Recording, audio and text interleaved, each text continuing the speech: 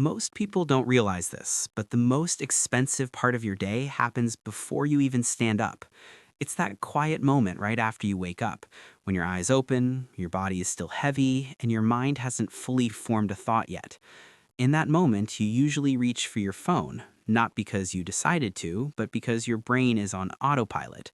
And every time you start your day that way, you quietly give away your most valuable mental state without noticing the cost. Autopilot feels harmless. You're just checking messages, just scrolling for a minute, just waking up. But here's what's really happening. Your brain, fresh from sleep, is highly impressionable. It hasn't chosen a direction yet. When the first thing it receives is noise, urgency, or comparison, it adapts to that state instantly. Before you've even decided how you want the day to feel, your nervous system is already reacting. That's why mornings often feel rushed even when nothing urgent is happening.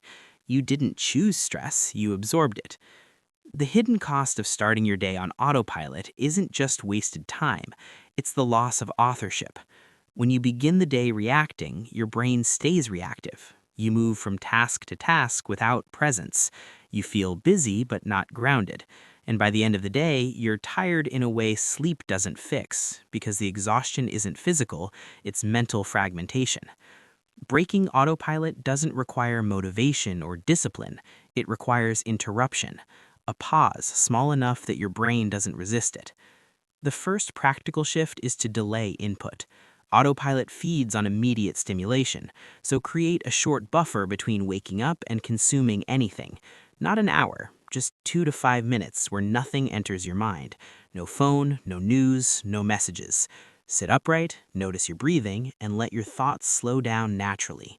This signals to your nervous system that there's no emergency, and that signal alone changes the tone of the day. Another powerful interruption is physical orientation. When you wake up, instead of staying collapsed in bed, sit up and place your feet on the floor. Feel the ground. Feel the temperature of the room. This isn't about productivity, it's about arriving. Your posture tells your brain, I'm awake, but I'm not being chased. Light is another quiet lever. Open a curtain or step near a window and look at the sky for a moment. Not your phone, the sky. This simple act anchors your attention outward without overwhelming it. Light before information helps your brain transition gently instead of abruptly.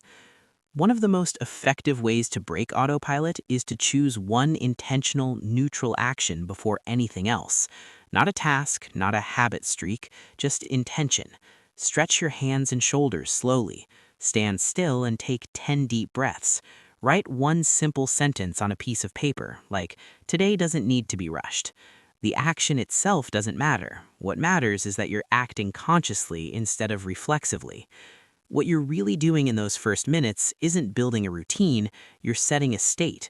You're choosing calm over reaction, presence over urgency.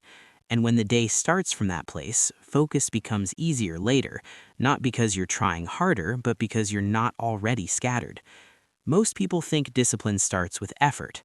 In reality, discipline starts with environment. When you protect the first moments of your day from noise, you reduce the amount of discipline you'll need later. You're not fighting distraction all day because you didn't invite it in first.